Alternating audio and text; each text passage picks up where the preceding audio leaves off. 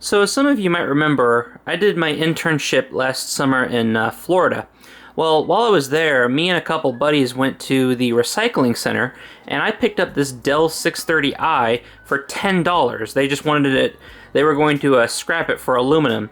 And I figured, for 10 bucks, I might get some use out of it, and spoiler alert, I did.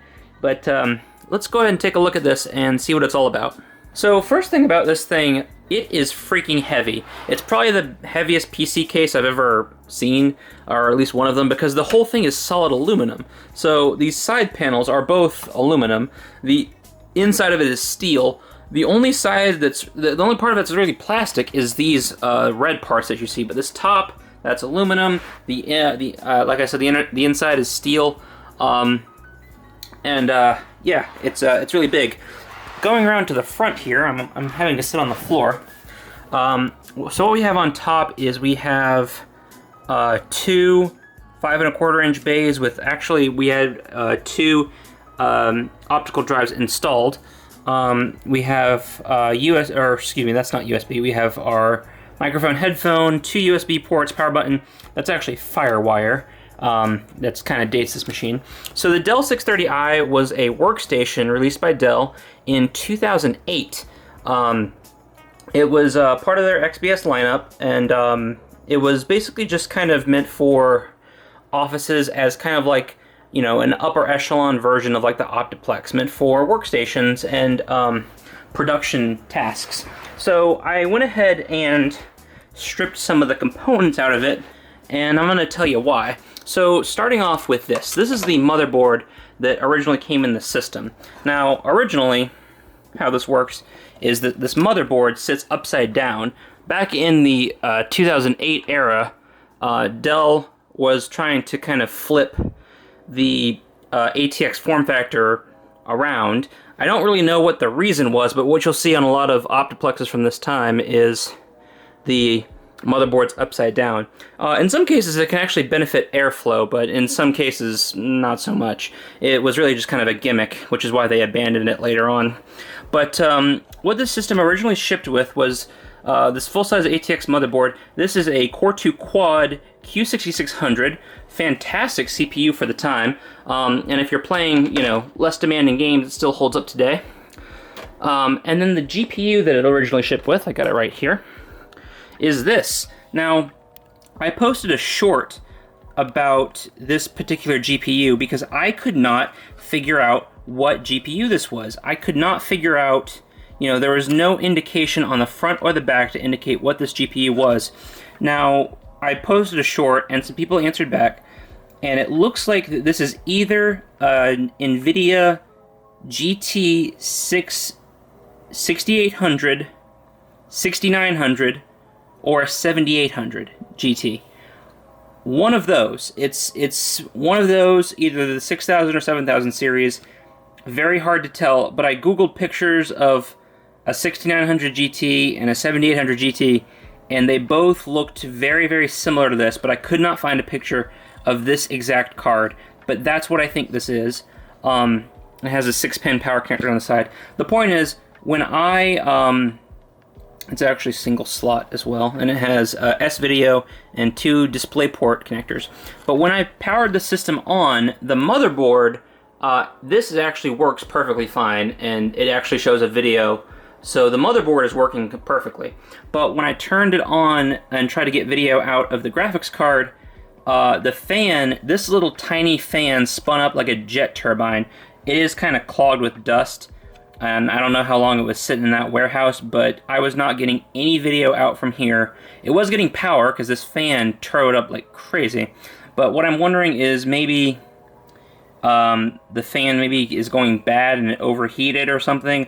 I'm not sure. It does have some amount of corrosion, like on the connectors and stuff, so I would not be surprised if this GPU is just dead and there's no saving it. I might test it one day to see if I can bring it back, and I don't know, we might do something with it. It is a single slot graphics card, which is nice, but I don't know. We'll see. So that's kind of the story about the GPU. So that didn't work. This stuff does work, but what I wanted to get to with this video is I want to basically turn this into kind of a pseudo sleeper PC where, you know, the outside is still the kind of cool retro 2008 aesthetic, but the inside is going to have some more capable gaming PC parts. Obviously, it's not. It would be nice if I could afford the stuff to do, like, you know, a 13900K and a RTX 3090. That would be so cool if I could afford those parts and turn this thing into an absolute, like, badass machine. And in fact, I might actually do that one day. But for now, we're going to go with a little bit more conservative approach, and I'm actually going to put some parts in here that were kind of relative to the time period. So first things first, I do have a Samsung SSD. I believe this is an 860 EVO, 256 gig, or 250 gig. That should be great for Windows. As you can see, we have 4 hard drive sleds. That'll be great for holding some hard drives. I think I have 2 that I can put in here. It'll be 2 terabytes total, a terabyte each, which is great. Got our standard 24-pin power. What's great about this case, this chassis, and this motherboard, is that this is before Dell went all crazy with their proprietary nonsense. So we can actually fit, you know, actual normal ATX boards in this case. I believe this backplate's going to need to be adjusted, but that's really awesome, and I'm really happy for that. We have a standard 24-pin power supply. There is one problem. This power supply, it is a 750 watt, but here's the biggest issue with it. In terms of PCI Express, it's got plenty of Molex and SATA connectors, but in terms of PCI Express, all we have is a single 6-pin connector.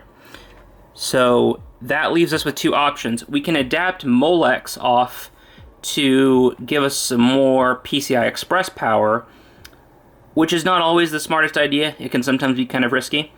Or what we can do is basically limit ourselves to only using a 6-pin power GPU. Now, that's what I'm going to be doing in this video. I do have a couple that we can choose from, and we'll kind of go from there. But, so that's kind of what I want to do is upgrade this thing, put some new components in there, see how it works, and what I'm going to do now is kind of take you over to see what parts we're going to be putting in this thing. Alright, so let's start off with what platform we're going to be using for this. So I figured I wanted to be kind of authentic to the time, and one of the biggest things, probably one of the biggest historical innovations for 2008 was when Intel came out with the Core i line. Now, I believe that this, the PC, the XPS 630i, came out in March of 2008, and then the Core i series ended up launching in either October or November of 2008. So it was in the same year, and they missed the margin only by a couple months. So it's actually not too far off that this happened, that the release of the new processor lineup happened, going from the LGA 775 Core 2 Quad to the new, this would have been LGA 1366, I believe. So it would be the new Core i series with the i5s and i7s. I don't believe i3s were introduced in this generation, but I could be wrong. But yeah, so this is going to be our platform of choice. I got this $40 motherboard off of eBay. This is an MSI board, X58 chipset, so that does allow us to overclock. What's very distinctive about the X58 platform, I think it's LGA 1366 in general, is that it does use triple channel memory, which I think is really cool, allowing you to use some pretty interesting memory configurations. From what I could see around this time, a lot of these builds, 6 gigs of RAM was pretty popular. You would do 2 in 3 of the slots for a total of 6 gigs. That was what was popular. Other than that, for people who stuck with the Core 2 Quad because it was a better value, they would stick with 4 gigs. But yeah, this is actually kind of an overlooked processor generation, because once this was released, just kind of a little historical tidbit for you, when this processor series was released, the Core 2 Quad, and especially because you have to remember, this was the introduction of DDR3 RAM. So Core 2 Quads and DDR2, which is what they used, were a much better value proposition. So people kind of forewent this new fancy generation for the previous generation because it was more affordable. In terms of gaming performance, it just gave you better value per dollar, which is really cool to think about. So this actually ended up getting kind of, lost to history. And then in, I believe, 2010, when Intel released Sandy Bridge, it was 2010 or 2011, you'll have to forgive me, I don't know off the top of my head, but around then, when Intel released the Sandy Bridge, which was the Core i7 2600K and the Core i5 2500K, that's when the Core i series really started to take off.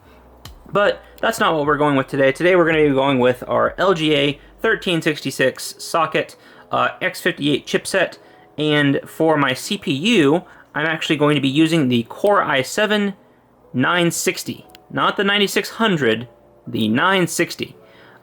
This processor was released, it has actually the date on here, actually.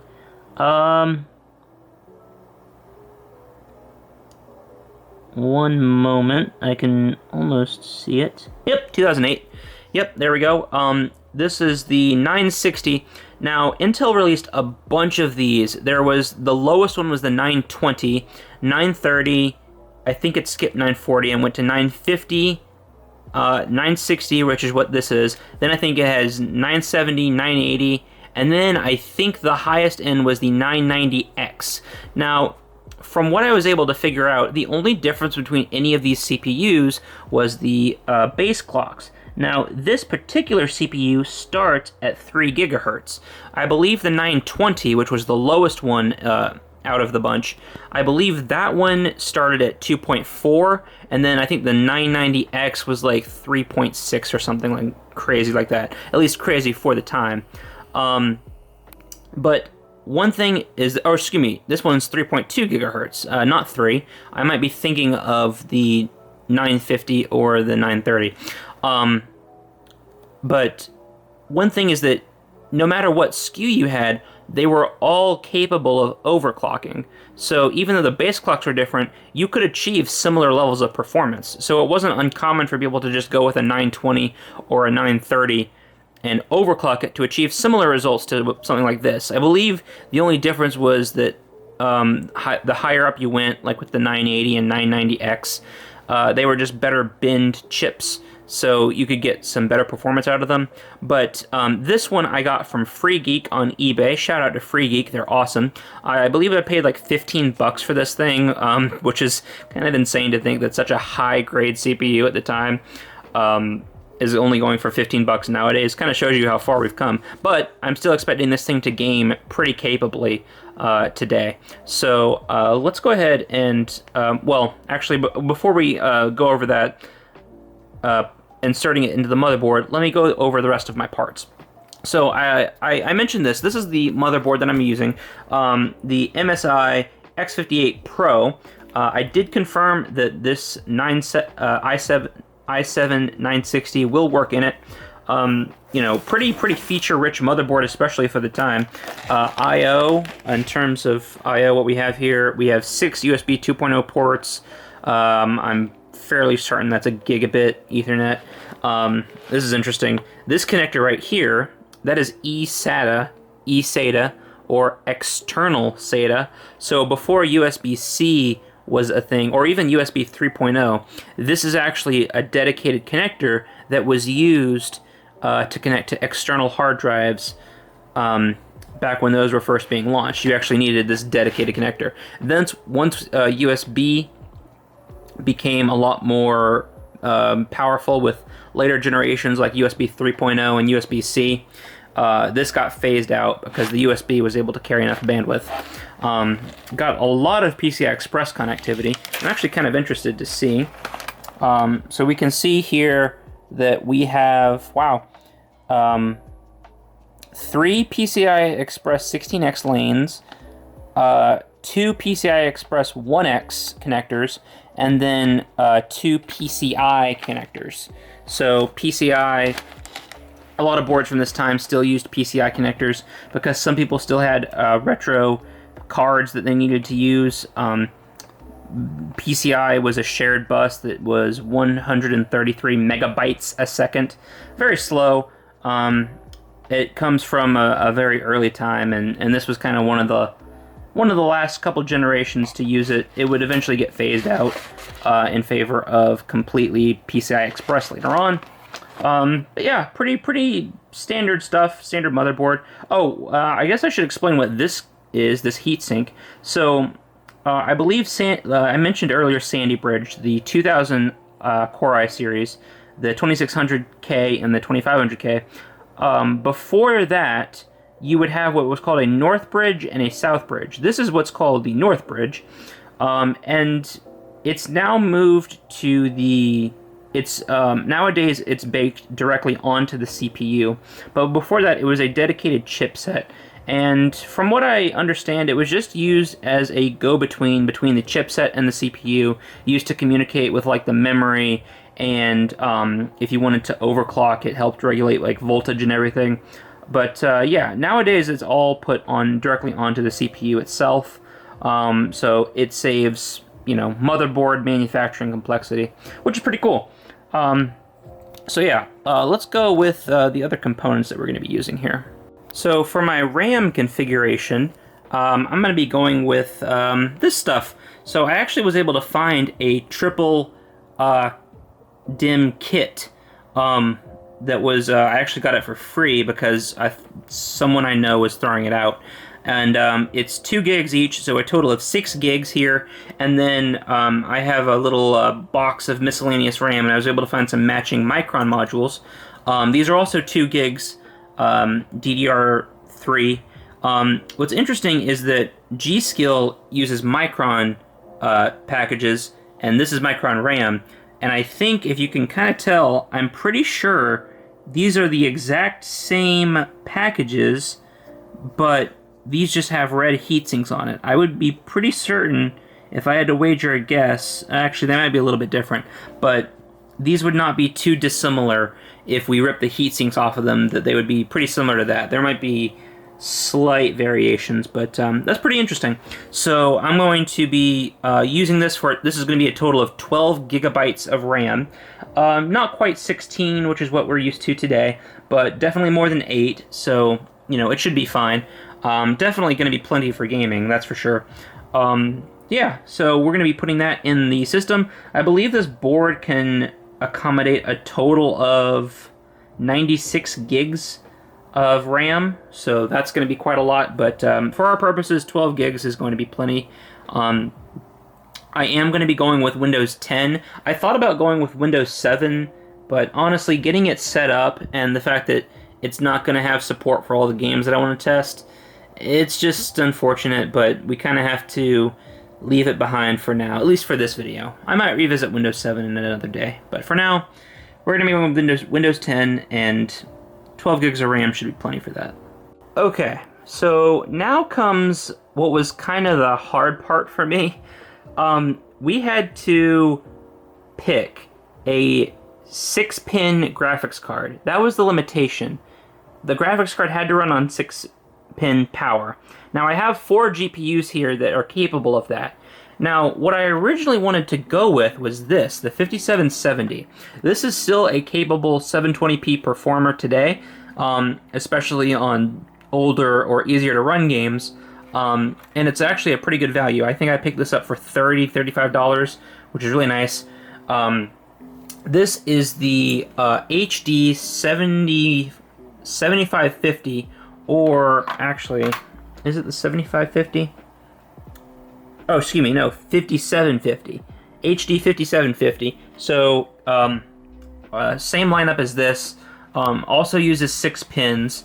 It's quite a bit weaker. I'm thinking this one is a little bit smaller graphics card. I might save this for probably a small form factor gaming PC at some point in the future. But it doesn't have the kind of power that I'm going to need to play the games that I want to test on this system. It does have a place, and this was actually, I got this for free because someone was, again, getting rid of it. So I'll have some use for it, But for now, I'm probably going to put it back in the box. But I really wanted to go with this, but again, it's a 720p card, and it only supports DirectX 11, not DirectX 12. And there are certain games that I do want to test that do utilize DirectX 12 in some capacity. So that leaves us with two more options. So this is a GTX 660. Now, I have been gaming with the 650 Ti for a while, and I know that that thing is a solid performer at 720p low. So I imagine this thing could do a mix of 720p and 1080p because it's a step up. This also has 2 gigs of VRAM as opposed to 1 gig, so bigger frame buffer. In terms of our expansion, we have DisplayPort, HDMI, 2 DVI ports.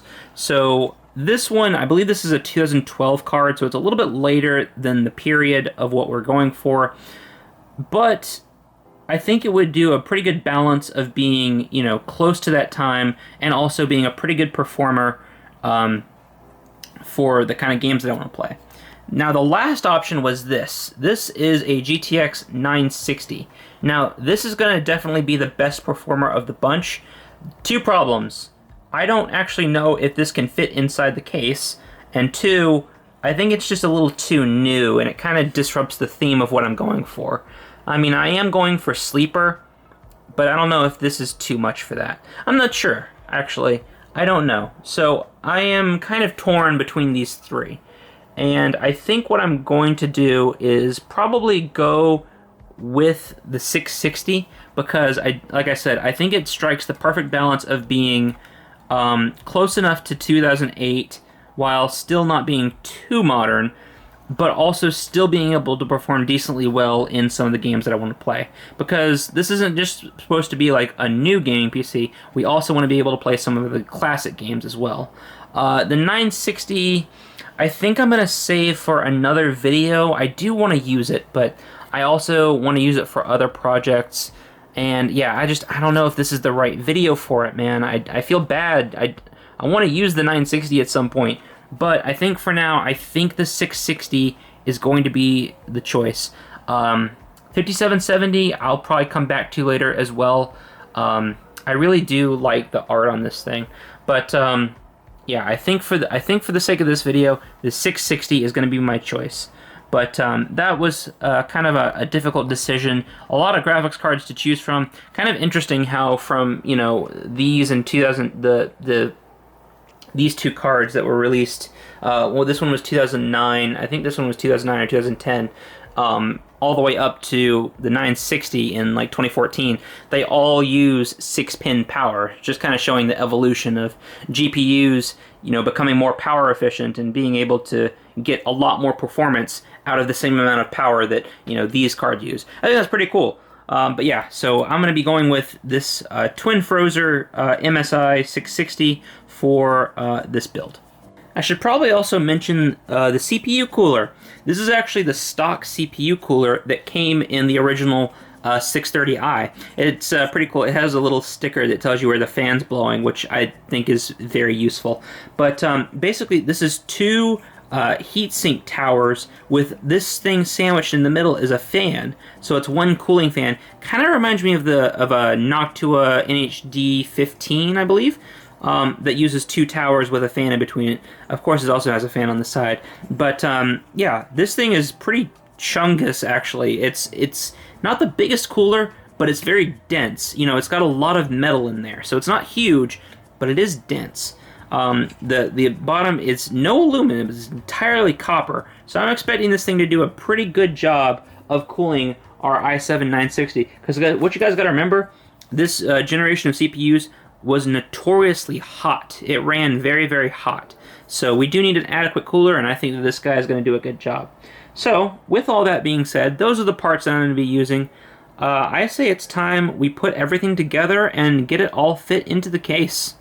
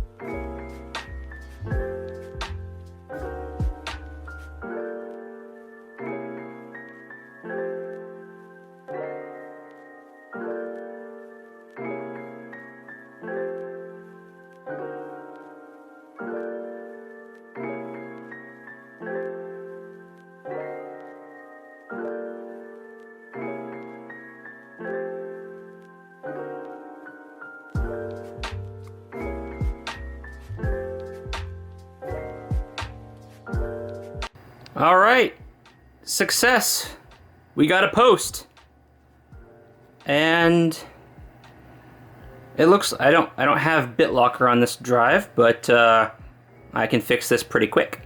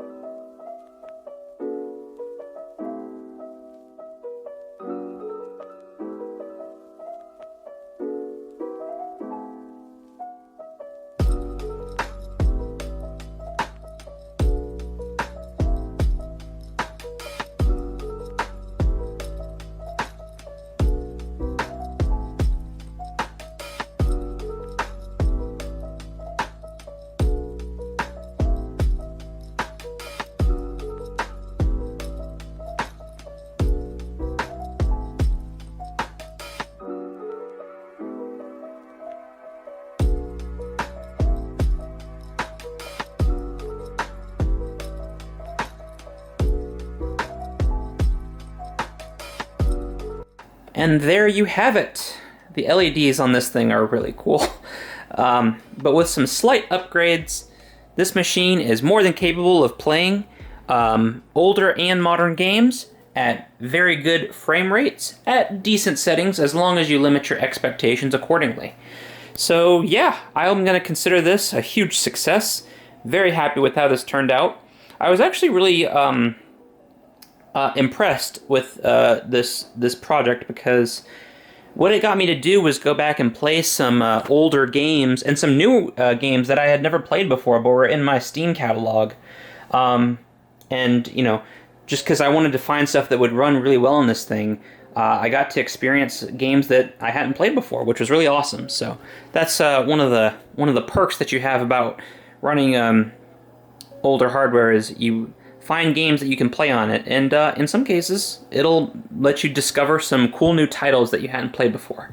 But yeah, so I think this is really cool. I'm gonna probably be revisiting this at some point, because this thing is so cool. I'd like to see what it looks like with like really modern advanced hardware in it. We're gonna make this like one hell of a sleeper, because this chassis is so awesome. I can't get over it, and I want to see it filled to the brim with as much horsepower in it as possible. So let me know what you guys think. This was the Dell XPS 630i upgrade video. Sorry it took so long, but really happy with how it turned out. Let me know what you think down below. Thank you so much for watching, and we'll see you next time.